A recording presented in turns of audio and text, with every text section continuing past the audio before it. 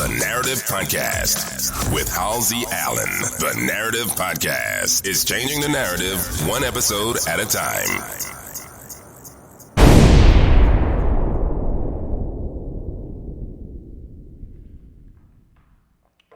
Welcome, everybody, to another weekday edition of the Narrative Podcast. And I'm your host, Halsey Allen. I can no longer officially call these uploads during the week my live editions of the Narrative Podcast because the provider has done away with the live service. So I can't do lives anymore.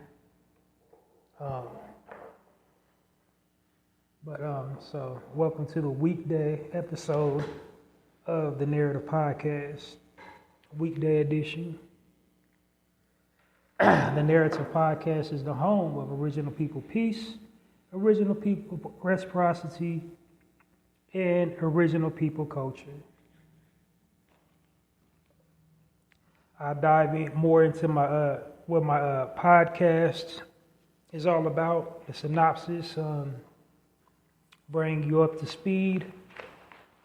For everybody unfamiliar with me and my platform, let you know what the Narrative Podcast is all about and all the nuances about it before diving into the content this evening, as I do all the time.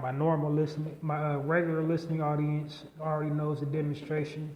My narrators, welcome all my narrators.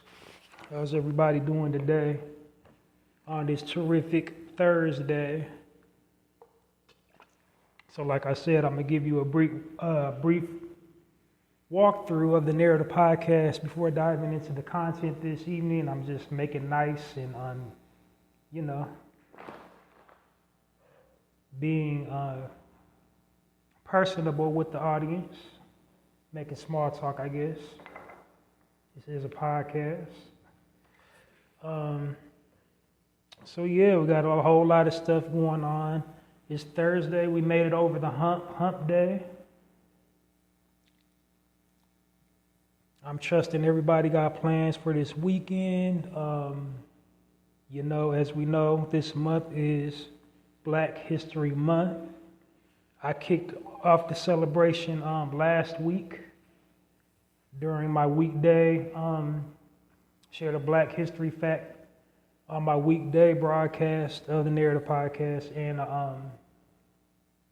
on my full broadcast, which is every weekend of the Narrative Podcast. And I will do it all for the remainder of this month and the first week of March, my Black History facts, because,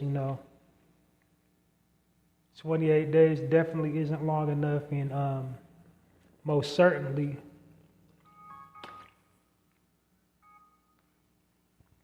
doesn't do us justice for 1 month.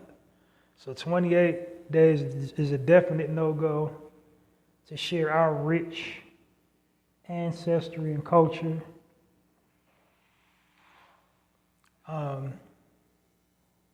And 30 days isn't too much better because,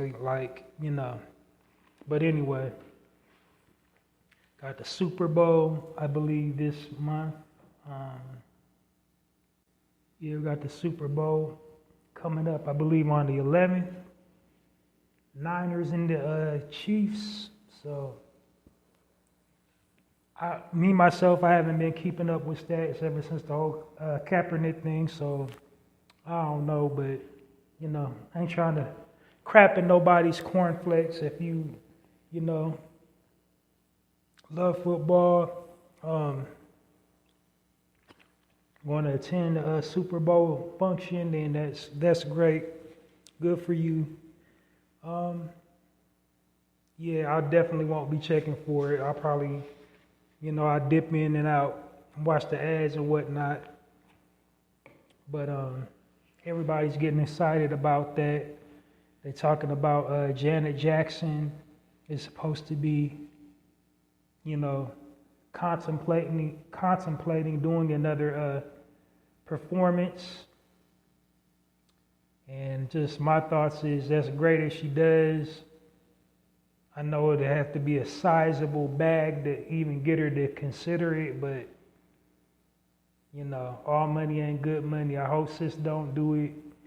It's like how dirty they did her. They drugged the lady for like close to a decade off of what they called it, nipple palooza, for the wardrobe malfunction. So I don't know, if you do it this year, have a wardrobe malfunction of your derriere and tell them to kiss your you know what. Nah, seriously though, we're about to get the show on the road. I just want to tap in, get personable with my audience before diving into the content. Just a few more things before we get the show going. Want to send a congratulatory round of applause to our brother, who I announced last week, Garrett Morris, veteran actor extraordinaire, one of the original SNL cast. He was cast on, he had a reoccurring role on the first season of the hit TV series Martin, and a reoccurring role on the Jamie Foxx show as a regular on the Jamie Foxx show. So, you know, he's had television and film spanning at least 30 plus years in the industry. So he definitely is long overdue for star on the Hollywood Walk of Fame. So today is his born day, and he's celebrating it, you know, in front of the Chinese theater on the Hollywood Walk of Fame. So let's clap it up for our brother Morris. Why do I want to keep on saying Chestnut? Morris. I'm sorry, Garrett Morris. And I kept on saying, I don't know why I wanted to keep on saying Morris Chestnut, but Garrett, our brother, our elder, Garrett Morris, on this day.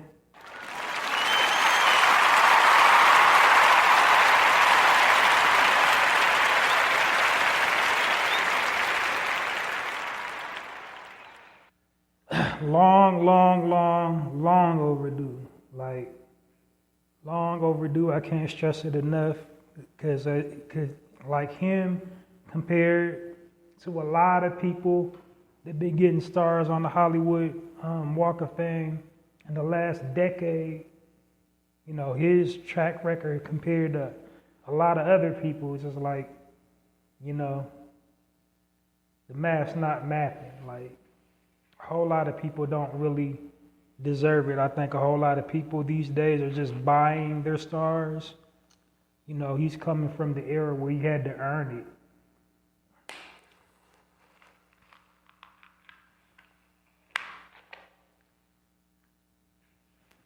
And our sister Marla Gibbs, before him, she had been acting forever too. She's just now getting one.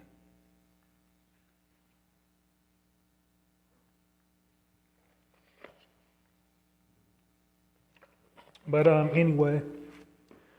Some more good news. Congratulations to the entire cast of American Fiction. There's a lot of Oscar buzz surrounding that movie title. I think they're being considered to be nominated for Best Picture of the Year. So let's keep our fingers crossed that they get nominated and they take it. And they sweep all the categories for, you know, film for this year. Because it was a well-planned, well-executed movie. So, you know, like I said, my predictions are really never off.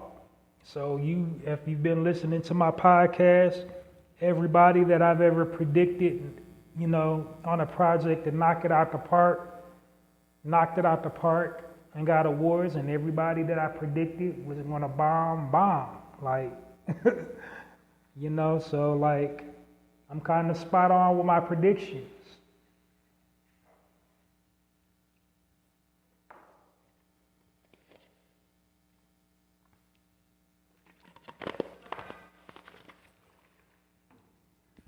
But anyway, let's give a warm narrative podcast round of applause to the entire cast of American Fiction.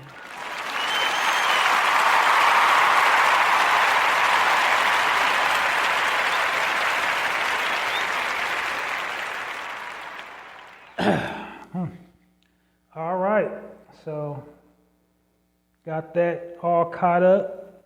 Now let's go through the podcast format, what you're in store for this evening. So let's start the top tippy. The name, the Narrator Podcast. I named my podcast the Narrator Podcast because I don't like the false narrative that the media weaves about original people and original culture. When I say original people, I'm referring to our people, black people, African American, whatever you refer to it as, but melanated people,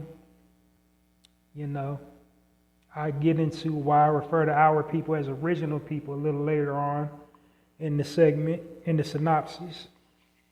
But this is what this podcast is all about, is uplifting and edifying our people, because the media projects a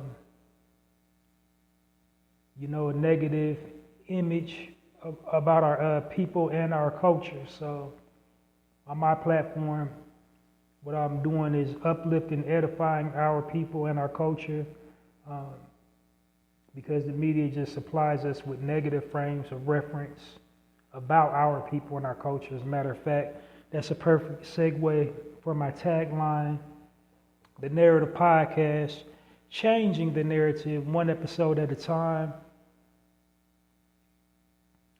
And how do I change the narrative one episode at a time? By destroying negative stereotypes about original people and original culture. How do I destroy these negative stereotypes about our people and our culture? By providing positive frames of reference about our people and our culture. So that's what my entire podcast is dedicated towards, is by providing the listening audience with positive frames of reference about our people and our culture, and also to bring awareness and encouraging listeners that listen to my podcast to share positive frames of reference about our people and our culture on their platforms. I encourage all my listeners, but especially our people, because our people, has a negative self-image, projected about us through the media. Now, primarily they do this for profit, to sell news, because let's face it, when is our people never not news? But then also, because the media is controlled by the powers that be. And who are the powers that be? The higher elite, higher echelon elite society, aka wealthy white people. And they want to manipulate images to basically make themselves seem refined and sophisticated and high class. And how do they do that? By making everybody else, in comparison to them, look low class, unrefined, uneducated, and degenerate, when compared to them. That's how they sustain their, their elite status in the world, by manipulating images, pushing agendas, and promoting propaganda. They do this to all people from all walks of life. Anybody that's not wealthy, in elite class, and anybody who's not white, white and wealthy, let me say that part. But out of all the people that they do it to, they do it to our people the most. They single our people out the most. And the reason why they single our people out the most is because they fear our people the most. And why are they so afraid of us? They're so afraid of us because, they're aware of their past. They're aware how they acquired their power and their wealth. And our people is a direct threat to their way of life. And their way of life is their power and their wealth. They know how they obtained it. So they're aware of their past and they're aware of ours. And their biggest fear is that our people would organize and mobilize and reclaim everything that they stole from us, and then turn around and do to them what they're currently doing to us now and have done to us nearly since the beginning of their existence.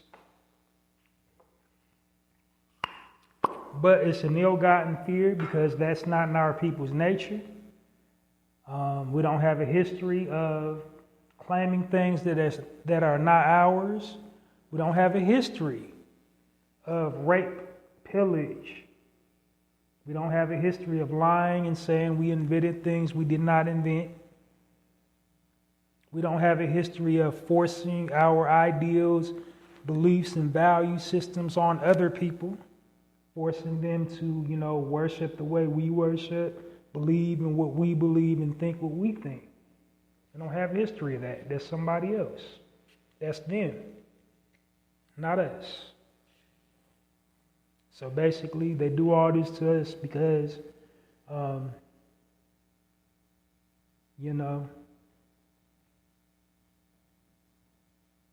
long answer, guilt. Short answer, fear.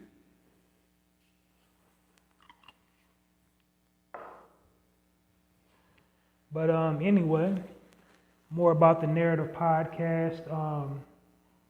So that's basically what I'm doing here on my platform, is bringing awareness of why it's important to share positive frames of reference about our people and our culture, and encouraging people to utilize their platforms wisely to share positive frames of reference about our people and our culture, because the powers that be have corrupted and distorted our images and our likenesses to further their cause and push agendas. So, more to the point, although, the media is ran by horrible, wicked people with an agenda, at the end of the day, it's a business. First law of business is supply and demand. So, businesses, they create product based on demand. And the demand, as it relates to our people's business right now, is degeneracy. It's like nearly $1 trillion a year business aimed at our people, original people.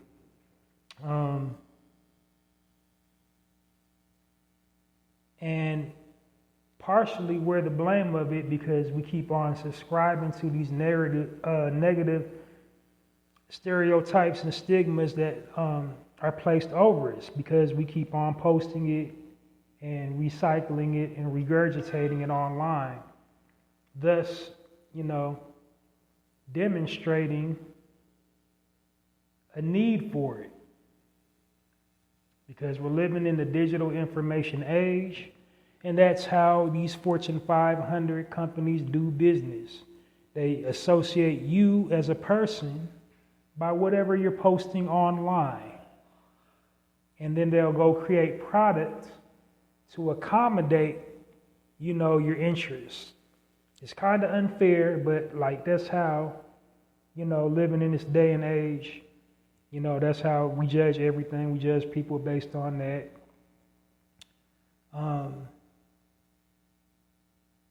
So which brings me to my next point, why I call my target listening audience my narrators. I call them that because, like I said, we're living in the digital information age.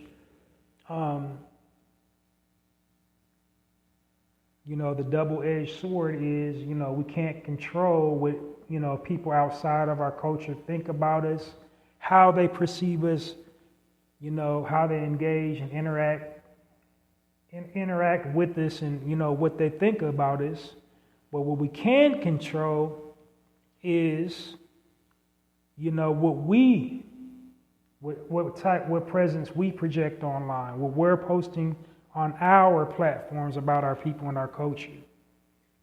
So we're in the unique position to illustrate, tell, or narrate our own stories on our platforms. That's why I call my target listening audience my narrators. We can change this false narrative by simply controlling, what we're posting online. Now, it's not the end-all, be-all solution to the overall problem, but it is a solution nevertheless.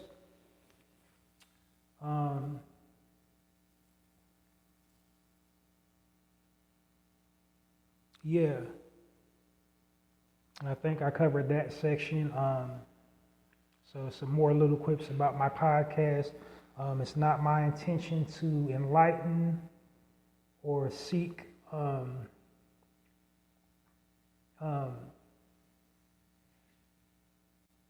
validation from people outside of our culture. This platform is just basically here saying, if you're going to tell our story correctly. Tell it from the perspective of who we truly are. And who are we truly? We're truly kings and queens, gods and goddesses of the universe. And that's how I structure all my content that I share with the listening audience on my platform, the Narrative podcast. That's what, this entire, platform is designed to do, to share positive frames of reference about our people and our culture, to uplift and edify, motivate, organize, and just share knowledge, share information, share the good times, and share progression about our people and our culture. So, like I said, we can be the stars of our own platforms. Where the media vilifies us, we can make ourselves the hero. So that's what I'm trying to promote on this platform is positive self-images about our people, like the types of stories I share here, the positive frames of reference. I tell stories of, leadership, entrepreneurship, doing for self, doing for the community, family structure, just, basically the antithesis of how we're portrayed on the media. And that's what I encourage my listening audience to do the same. Next, about the Narrator podcast, this is a positive space. I don't do, any negativity. I don't, engage in gossip.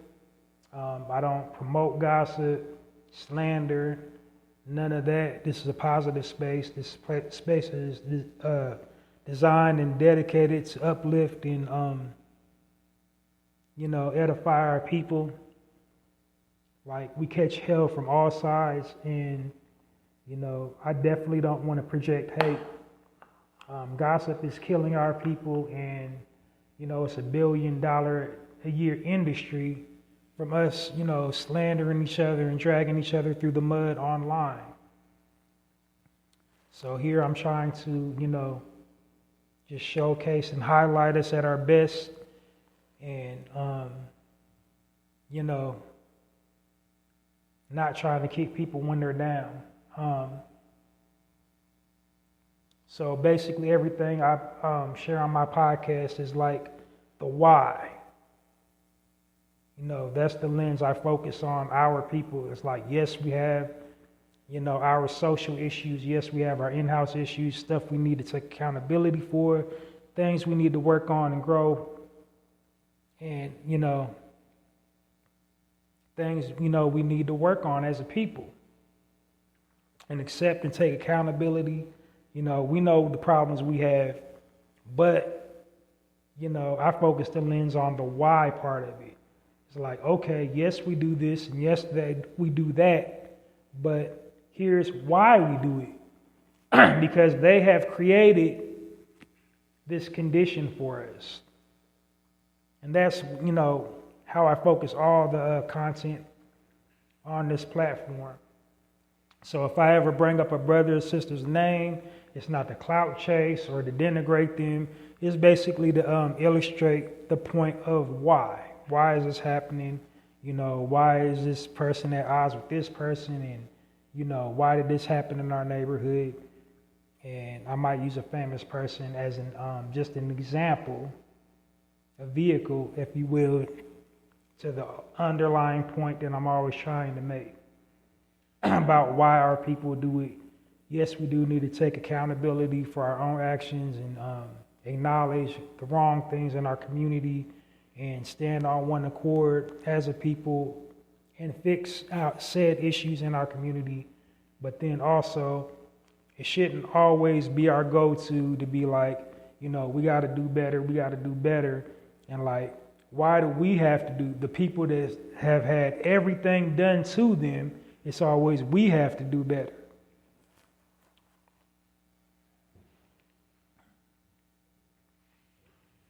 But I digress. I think I covered just about everything. So on my platform, I refer to our people as original people. And the purpose of me doing that is because, I know for a fact it's historically accurate. We were and are the original people of this planet. We were here thousands of years before everybody. Our existence predates all religious tract, all logs, all,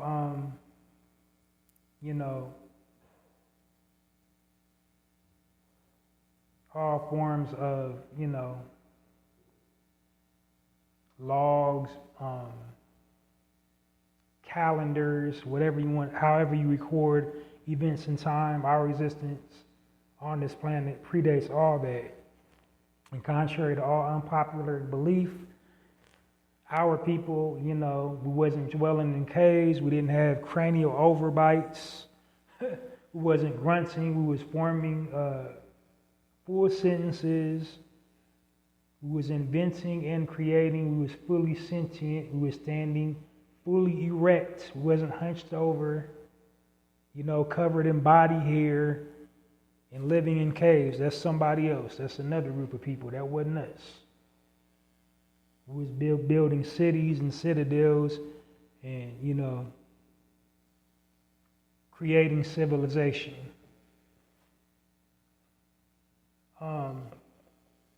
So that's the historical part.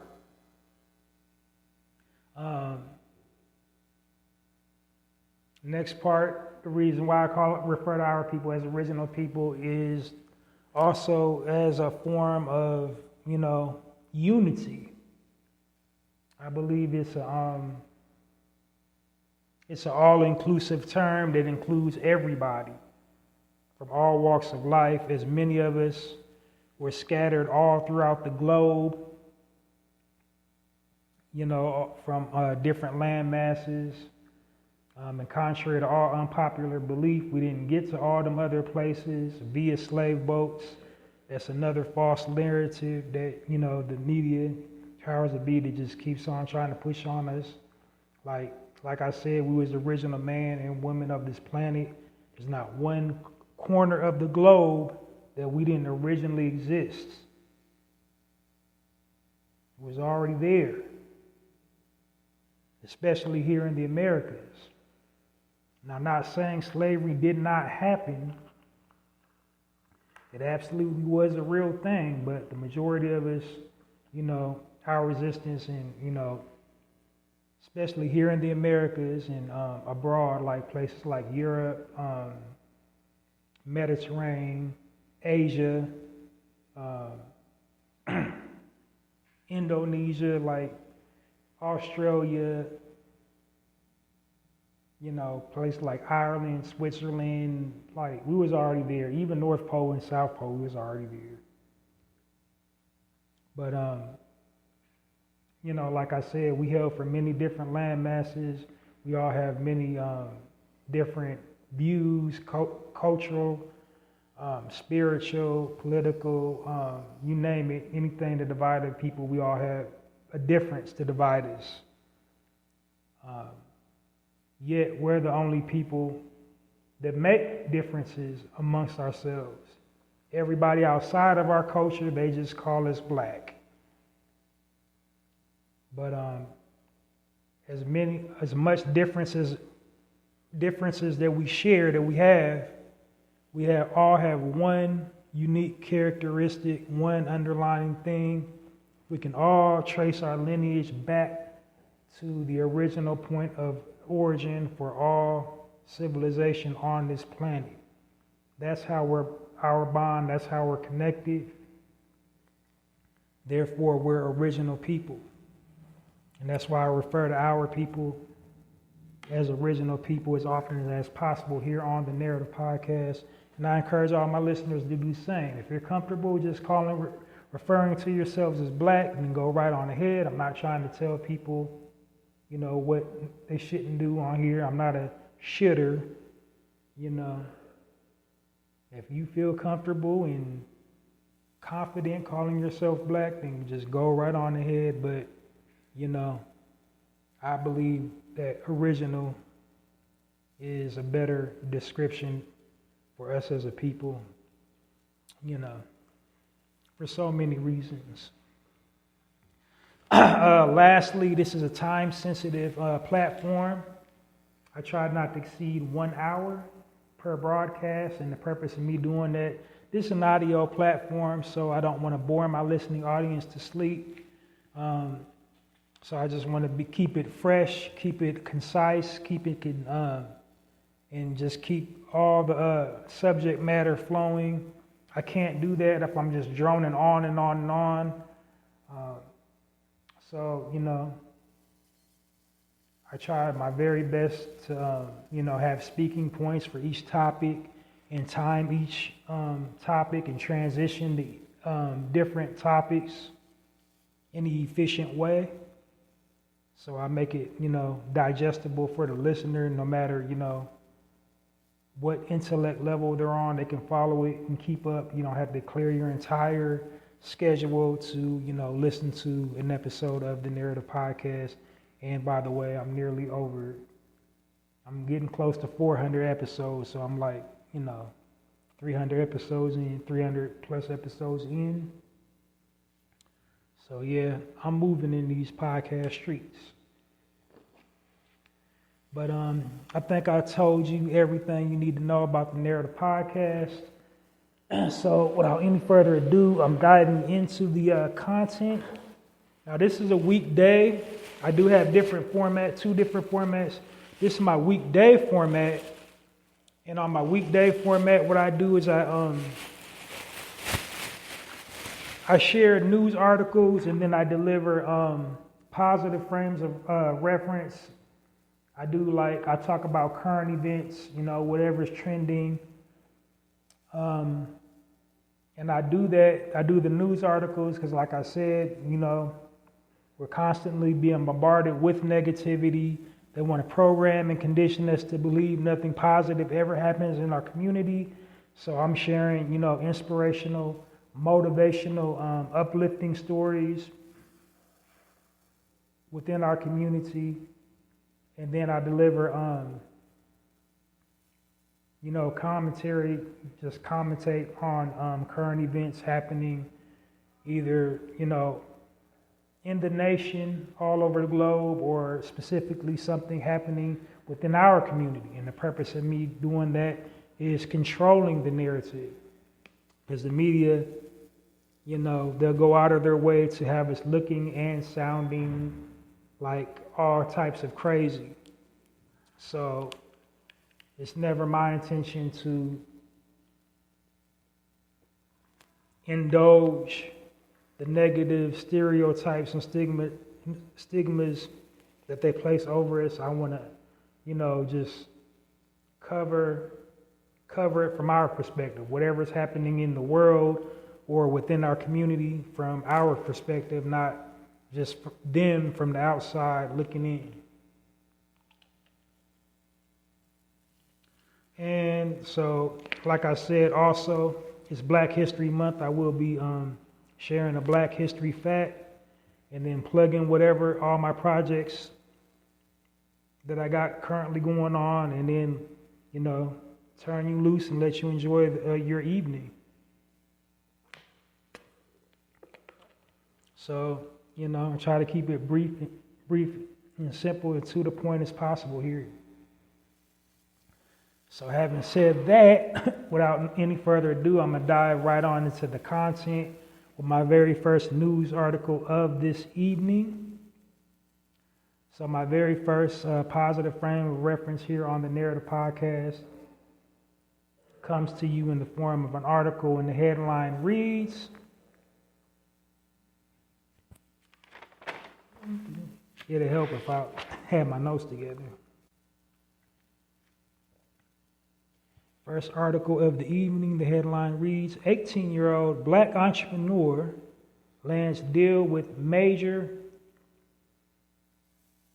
grocery retailer with 73 stores in all states. And the entrepreneur's name is a young lady by the name of Ayana Fernando. She is the CEO of Sugar Sweet Treats Body Treats.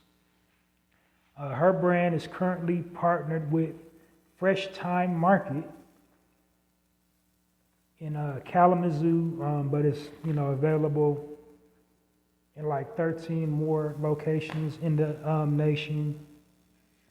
If you want to find out more about her brand, go to www.sugarsweetbathtreats.com.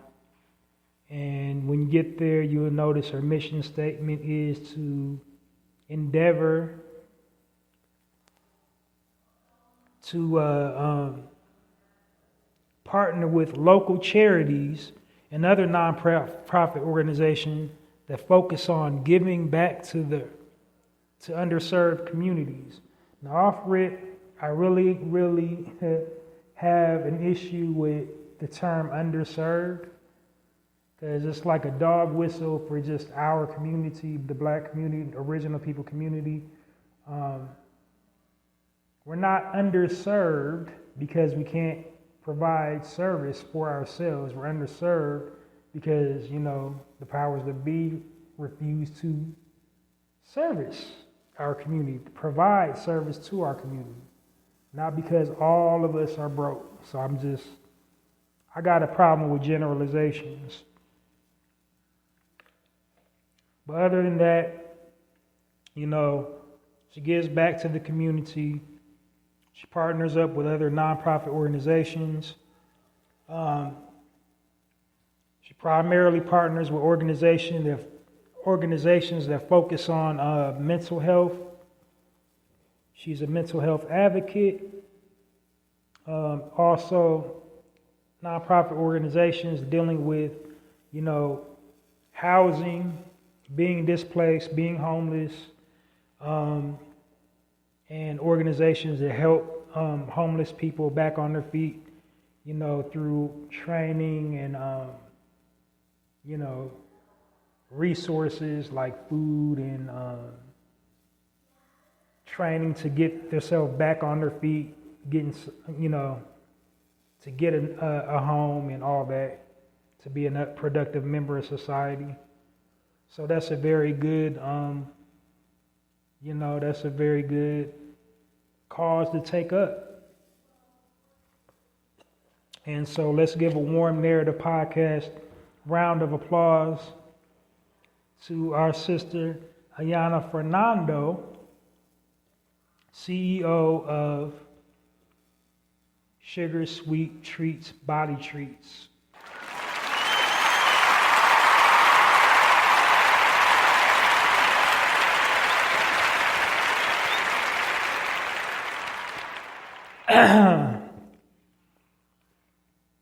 Next article, the headline reads, former teen mom went from janitor to millionaire, founder and CEO, proving others wrong.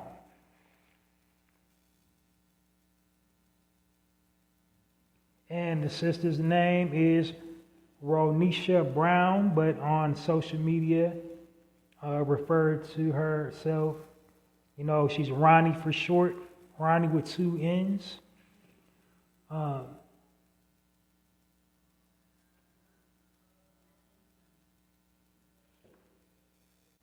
And the name of her company is called Girl CEO.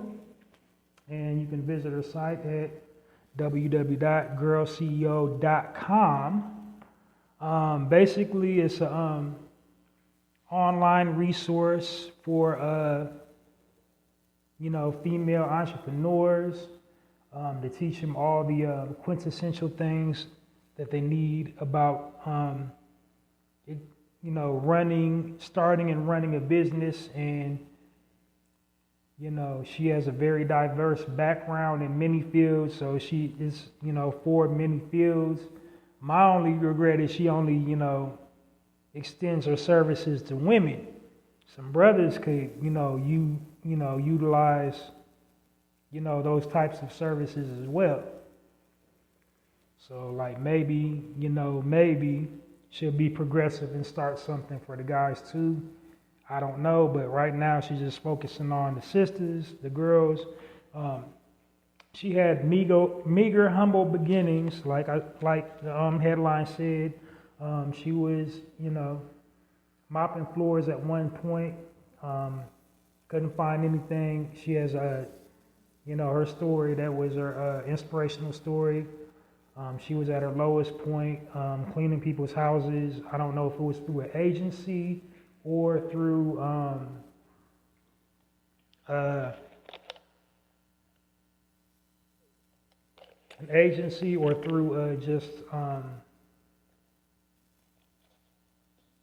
her own. She just decided to start cleaning houses. I don't know, but she didn't let it shake her. She was a teen mom. She didn't have a whole lot of education. She dropped anything beyond high school. I think she dropped out of high school for a little bit to raise her family. I think she might have graduated with, at one of those alternative high schools, but she is a social media giant right now. She got her own podcast. She's written her own book. She grew up in D.C. I thought I had more in my notes. Let's see. One sec. Yeah. Title of her most #1 selling book on Amazon is called "From Mopping Floors to Making Millions on Instagram." And basically she teaches whole courses on how to properly monetize your social media. She has over 100,000 subscribers on all her platforms on Facebook, Instagram, and X. She does like TED Talks. She has her own podcast. She's Ronnie Brown on IG. What else?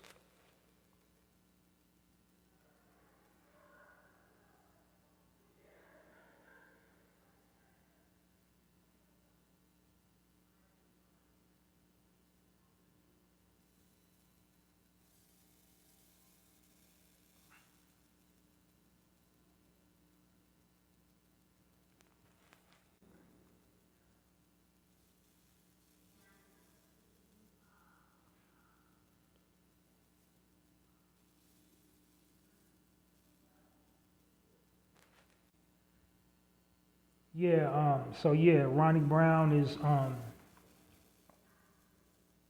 she's all over social media. She's amassed thousands of dollars. She's nearly a billionaire. She's a social media guru. That's her entire platform is teaching women how to amass wealth. She has seminars. You can go on YouTube right now, type in Ronnie Brown.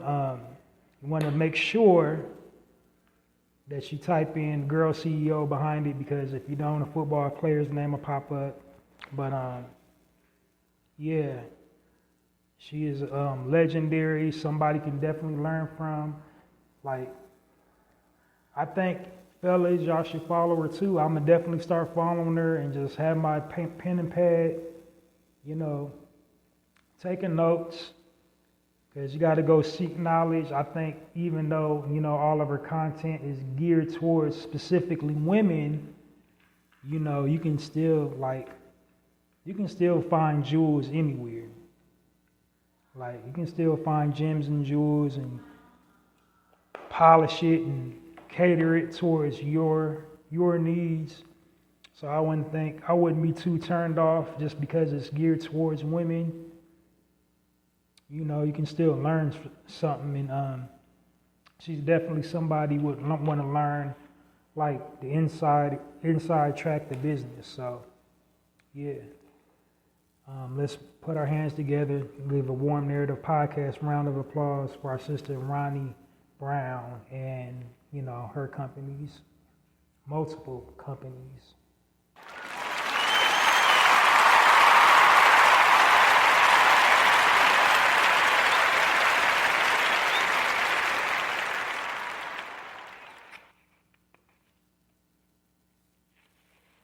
All right, it seems to be the evening of the social media influencer. Because our next article is about another social media influencer. This is a story.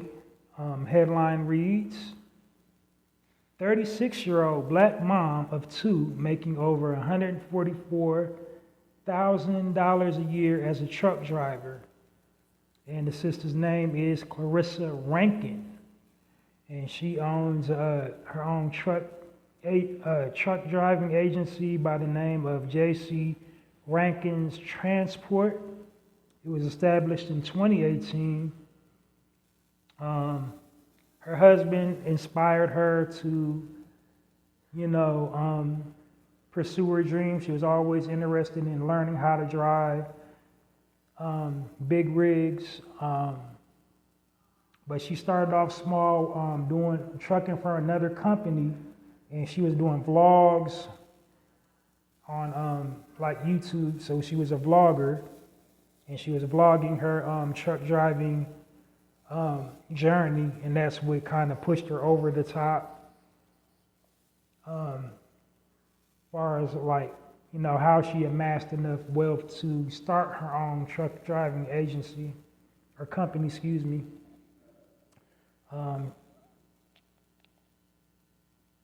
She was faced with a lot of obstacles, adversities, and setbacks. She had a whole lot of failed attempts as well.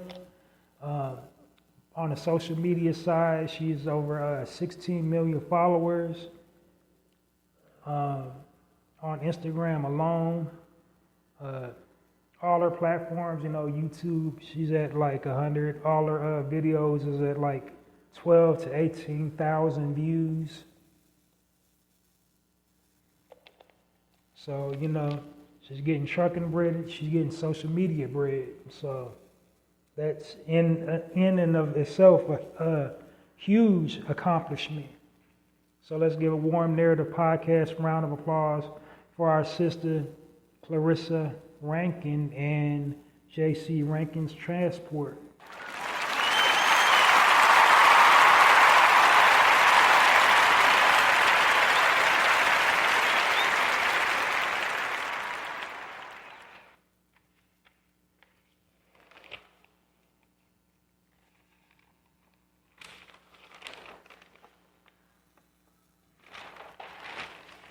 All right, moving right along.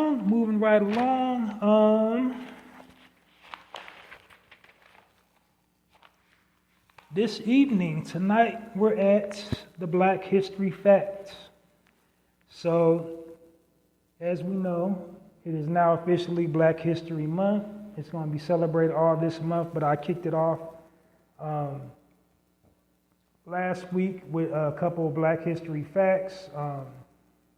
I believe it was during my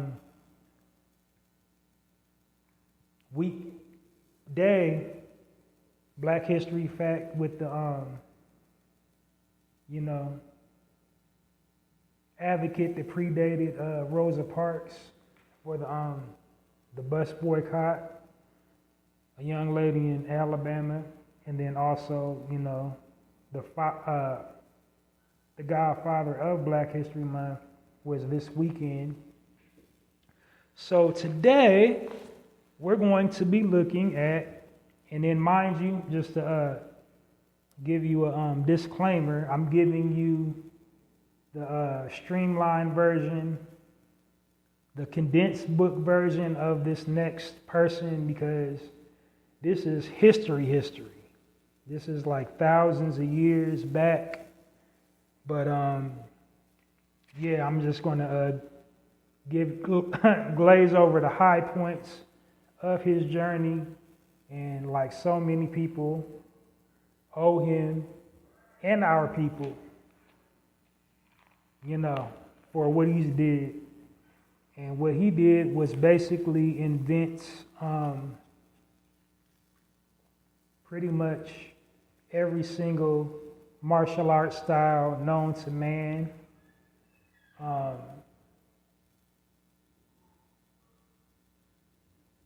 Matter of fact, how about this? All martial arts was derived from an Africa fighting or self-defense form known as Mantu. And Mantu was culminated in Nubia. So that's in the northern part of Africa. Nubian, and the Nubians that lived there, ancient Kemet, they perfected this, fight or self-defense form. Basically, primarily use sticks. It's all on the walls. It's all in the ancient hieroglyphs. Many of the bush tribes of Africa, they still practice it and use it to this day. But when it was formed, basically the elite guards of the pharaohs, they knew it and studied it religiously. So the strikes, all the martial arts strikes, the punches and the kicks, capoeira was definitely derived of it. It focuses heavily on flexibility and hip tosses, so like capoeira, judo, and jiu-jitsu. on the continent of Asia, similar fighting forms, or all the fighting forms derived from it. Kempo, Taekwondo, Wing Chun, Kung Fu,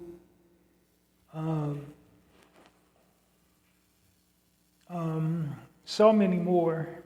But like I said, Mantu was the original martial art. And the master of that was a brother by the name of Bodhidharma. And Bodhidharma not only perfected Mantu, but he spread it basically like, the gospel. He made a pilgrimage it was said he made a pilgrimage over to, the Far East.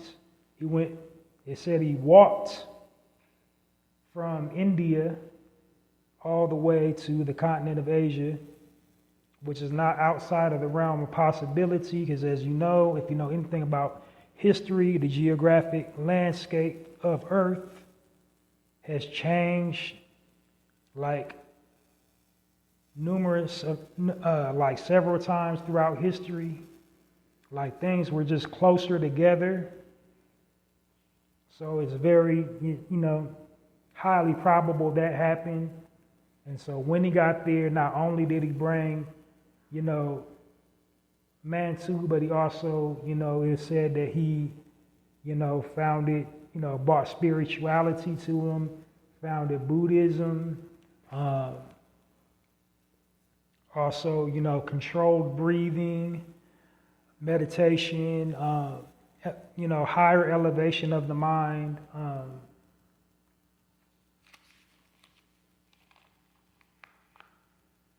And had several disciples under him over the span, 2 or 3 dynasties over in Asia. So, one thing I just want to interject, if you ever want to know our presence, where we was at in the world, all you ever have to do is just look at sculptures, look at pictures and sculptures. And you will notice, especially with the sculptures, look at the people that live in that area and look at the stone sculpture. And you will notice probably, if it's of a person, that person has African features. And if it's a picture, they'll paint them so dark, they appear like blue. That's the artist's way of saying they were so black, they was almost look blue. But many of the statues on the continent of Asia, they have African features. Many of the statues in Tibet have African features. All through the continent of Asia, in Korea, all this, artwork of people. If you just look at the face,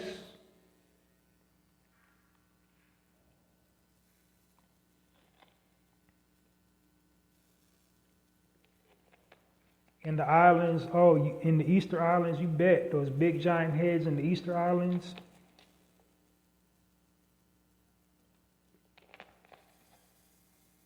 But anyway, so that's basically how martial arts got started. A guy from our brother from, Nubia, goes over there and, brings that enlightenment to Asia. And of course, history gives it to Asia that they created martial arts. History also gave it to, Asians that they created the calculator, when in fact they did not. Love my yellow brothers and sisters, but, we got to tell it right. We had the first calculator. It wasn't an actual circular disc, and it had a bone in the middle and notches. But anyway, yeah. So that's this week's Black History Fact. Bodhidharma, and the Sacred Art of Mansu.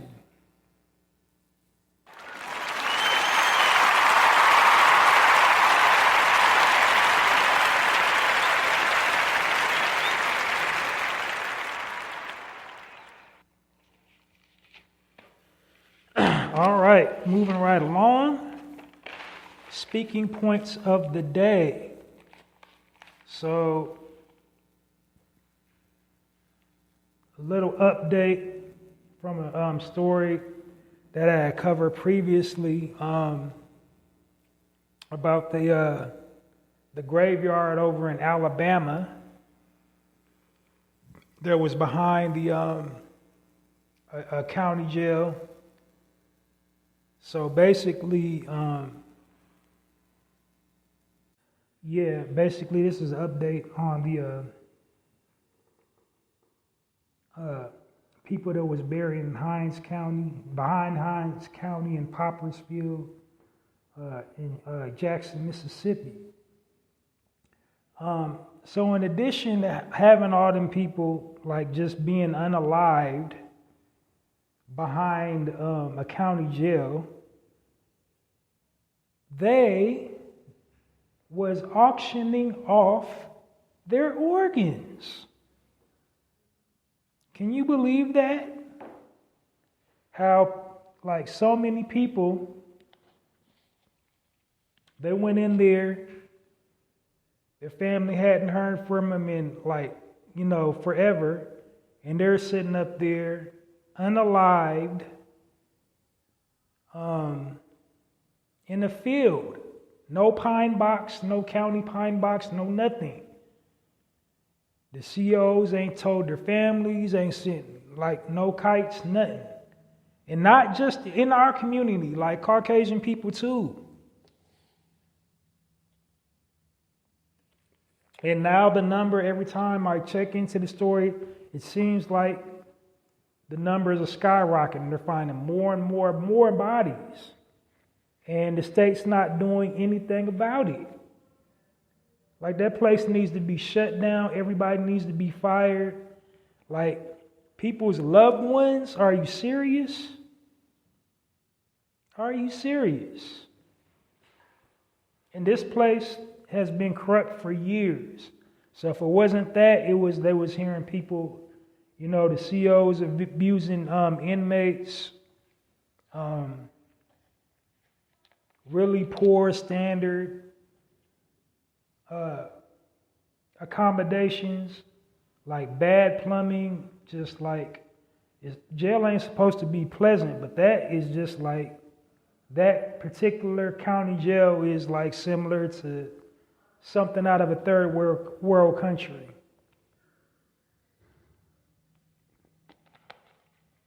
That's just crazy that it's happening like right here in America.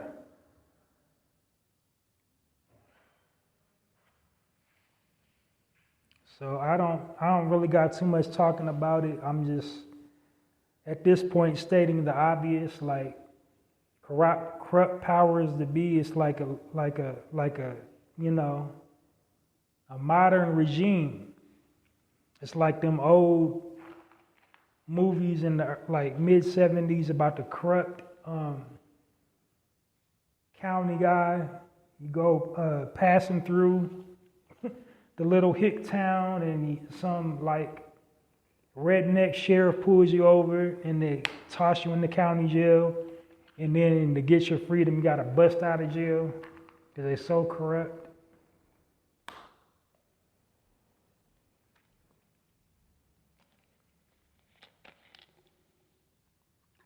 Like, you literally can't make this stuff up. Like, the body count just keeps going up every time you check on this story, just from when it broke the internet in October. Well, it didn't break the internet, it went national. Something else broke the internet. And I don't even feel like reopening that can of worms. I've been talking about that more than I wanted to. What else is going on in the news?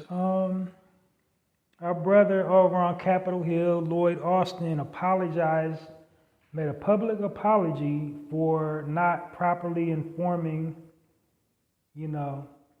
everybody about his mental health condition, which is, I think he's like at stage 2 or 3 cancer.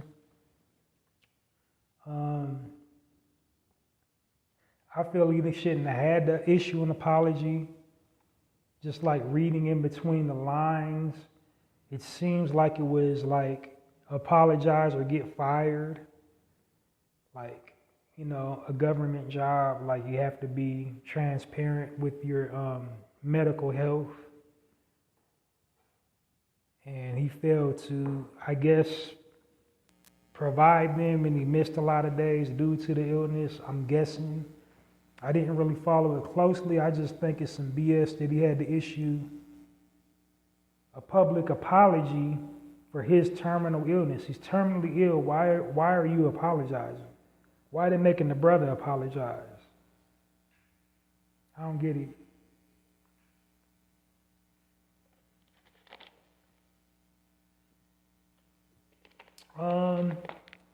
So more in Hollywood. Now it seems like our sister Fantasia is speaking out about all the corruption going on in Hollywood, not with just to her gross pay, her underpaid salary that she received from that abomination in the disguise of a film that she starred in. But, all throughout her career and, being in them little rooms and stuff she's seen, she's like, as they say, she's spilling the tea. And once again, to reiterate, this isn't a gossip zone. I don't gossip. I don't indulge, promote, or endorse gossip. But I'm just saying she's coming out. She's opening, the lines of communication and letting people know, like, if you really want to be an entertainer, like, this is what's going to happen. So, in a weird way, that interview kind of set the tone for telling the truth. And I think a lot is going on in Hollywood happens because it's been, normalized. This casting couch culture, this favor for a favor culture has been normalized to catapult your career, what you gonna do for me? And then definitely the pedophilia ring and all this other dark, demonic type stuff going on in Hollywood and sex trafficking and all that. It's been normalized and nobody been talking about it for years. And basically people are accepting it as tradition, like, oh yeah, this the business, babe. This the business. It's Hollywood. It's the business. This is how you get on. And no, it's not supposed to how you get on. You're not supposed to just literally sell your soul, sell your body, sell your essence for, to be considered a celebrity, to make, celebrity type money. Like, why? Do you forever have to be mentally and physically and emotionally scarred, especially within our community?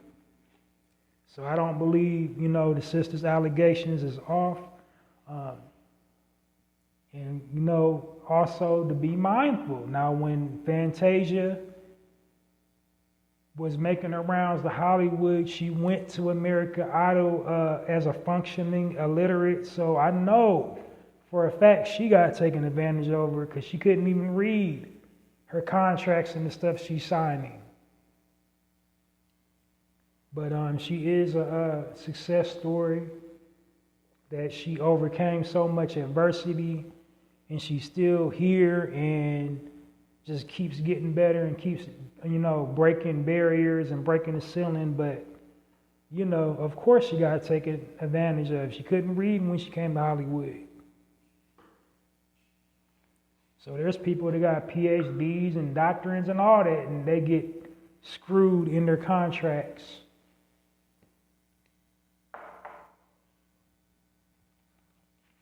And end up having to be the studio slave.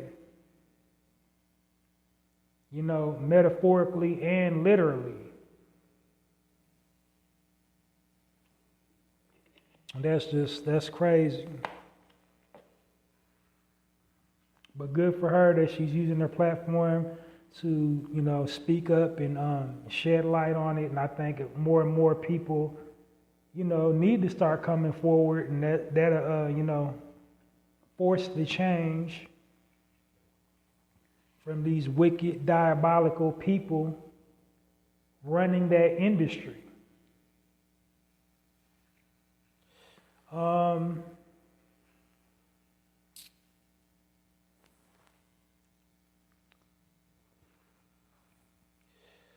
What else? What was I going to say?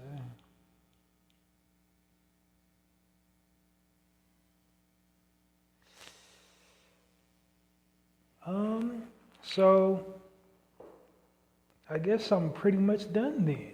Like it was a super light bite tonight. It's like, so we're at the precipice of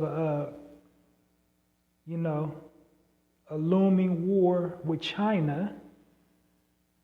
It's like, you know,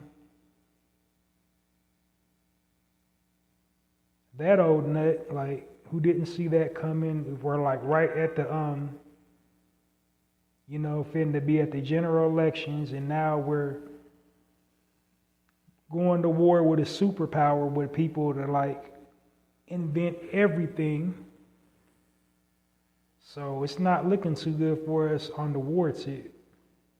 We don't have any allies. We gave like all our money to, you know, the Ukraine, who is anti-black, anti-American, anti-everything, but we gave them billions of dollars. So,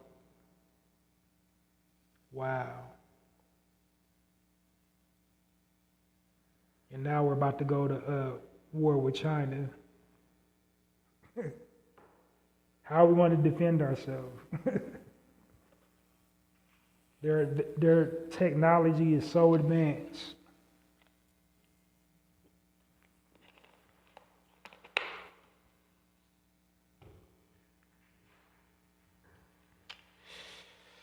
Well, what else is going on? Let me see.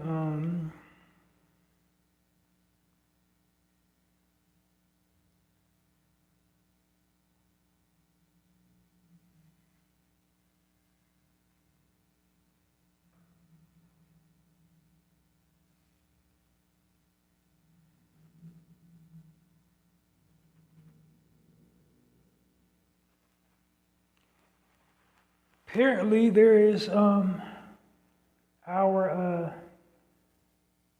poor eating habits has spread to South Korea. Now the nation is invoking a possible ban on a TikTok food trend. It's called toothpicks. And of course, it got all kinds of harmful dye in it.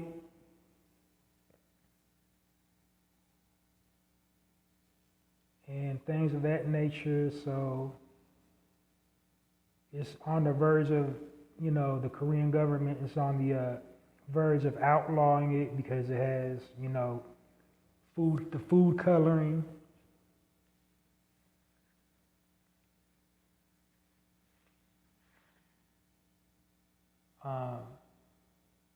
Yeah, the Korean food and government is trying to outlaw it over there because of the, you know, the dye is so toxic, but it's perfectly normal over here. So if a bomb's in Korea, guess where it's coming? It's coming over here because, like, you know, we got red 40 and blue, red, yellow, and blue 40s, like, so it will be right at home here in America. But basically, it's just like I'm guessing it's like puffed wheat, something similar to like Spanish culture. They got some stuff called Doritos, something like that. Those little pinwheel things that you throw in hot grease and they puff up. That's what a toothpick is. They call it a toothpick because before it gets dumped in the hot grease, it resembles a toothpick, like a green toothpick. You know, it looks like plastic. It looks like a plastic toothpick. But, you know, they're talking about outlawing that. Well, that's pretty much all that's happening all over the world, or all the stuff I feel like is, you know, important enough to talk about this evening. But definitely, this episode is a wrap. Join me this weekend for another full episode of the Narrative Podcast. Keep your ear out to wherever you get your podcast from, because I broadcast during the weekday also.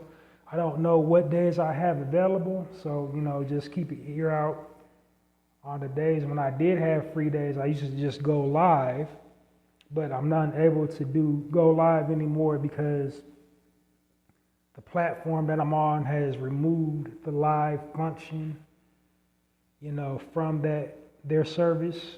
They no longer, provide lives.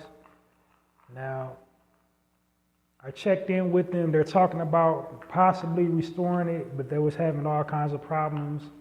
Myself, I definitely experienced problems in the live. It was just cut out and be all choppy and like, you know, feedback. If the signal wasn't dropping, it would be feedback.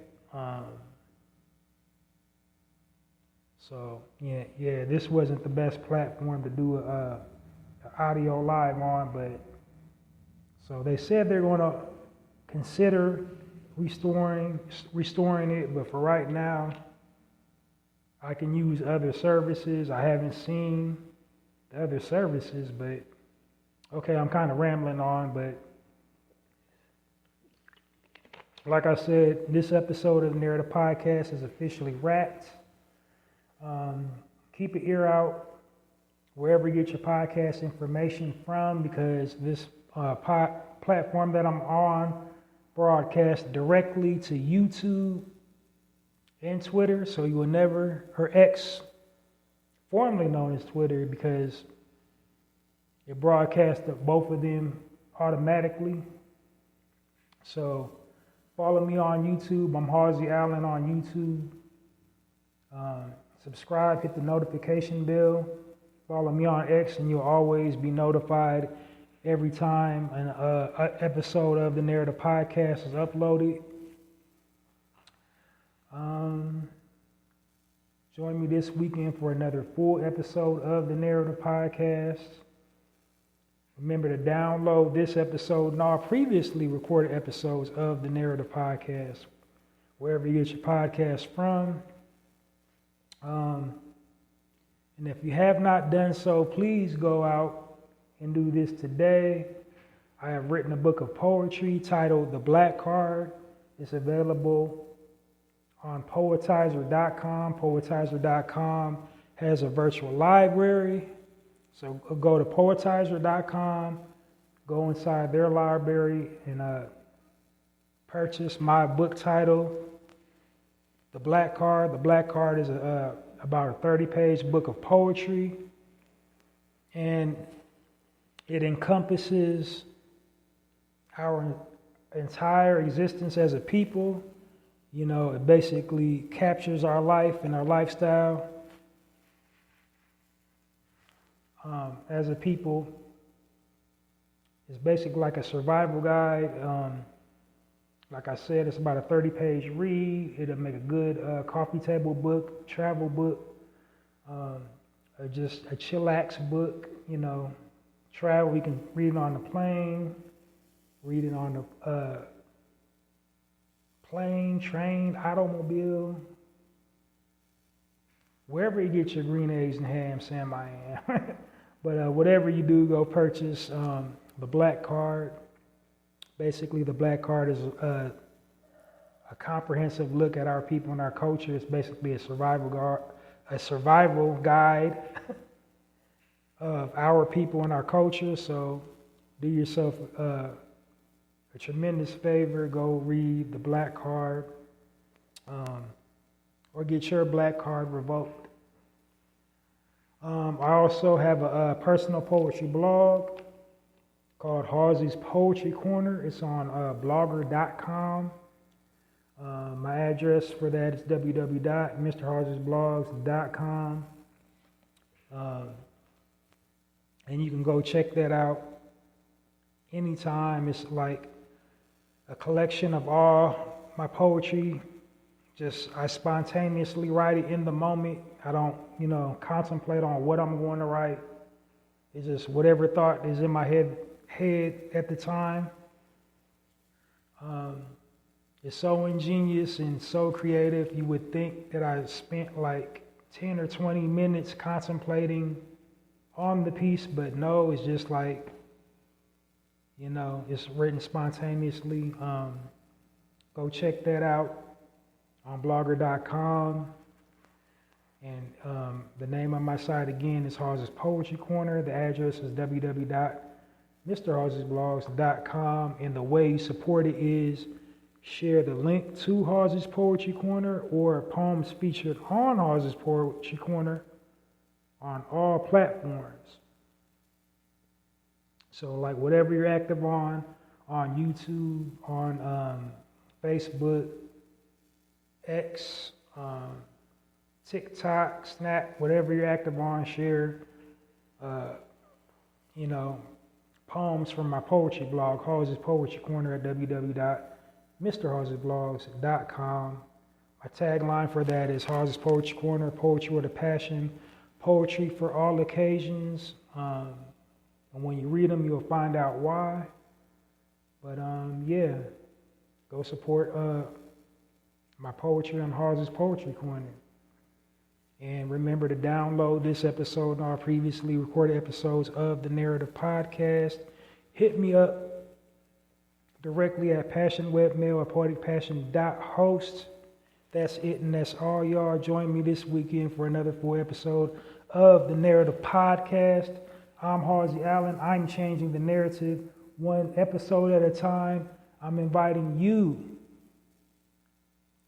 to become a narrator and, help me change the narrative while I'm changing the narrative one episode at a time. You become a narrator and change the narrative on your end one social media post at a time. And we do that together in unison, we will be fine. Till next time, Halsey Allen and the Narrative Podcast signing off. And it's like that.